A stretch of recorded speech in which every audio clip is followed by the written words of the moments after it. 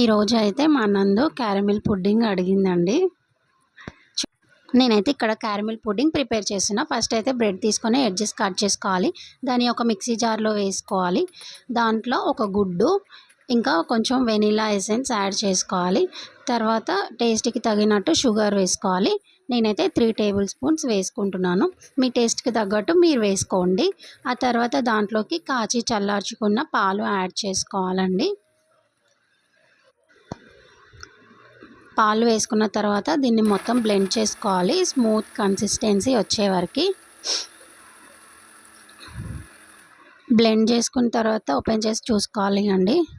తర్వాత ఇక్కడ caramel prepare చేసుకుందాం. నేనైతే 1 కప్ షుగర్ తీసుకున్నా, కొంచెం వాటర్ వేసుకున్నా.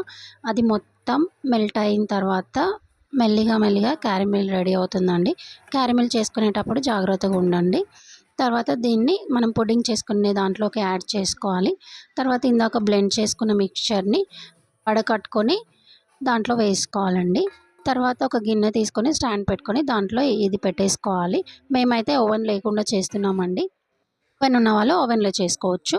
దీన్ని 40 మినిట్స్ ఉంచుకోవాలి. ఆ తర్వాత ఒక ఫోక్తో చూసుకోవాలండి. ఫోక్కి ఏం లేకపోతే పుడ్డింగ్ రెడీ అయిపోయినట్టే. పుడ్డింగ్ గిన్నెకి అంటుకోకుండా నైఫ్ తీసుకొని ఎడ్జెస్ని తీసేయండి ఇలాగా. తర్వాత డిమోల్డ్ చేసేసుకోండి, ఈజీగా వచ్చేస్తుంది. మా పుడ్డింగ్ అయితే ఇలా వచ్చిందండి. అత్త అయిపోయిందా అత్త పుడింగ్? అయిపోయింది నందు. నేను కట్ చేస్తా అత్త. Please do like and subscribe. Taste చాలా బాగుంది అత్త. Thank you Nandu. Thank you for watching my videos. Bye. దీనైతే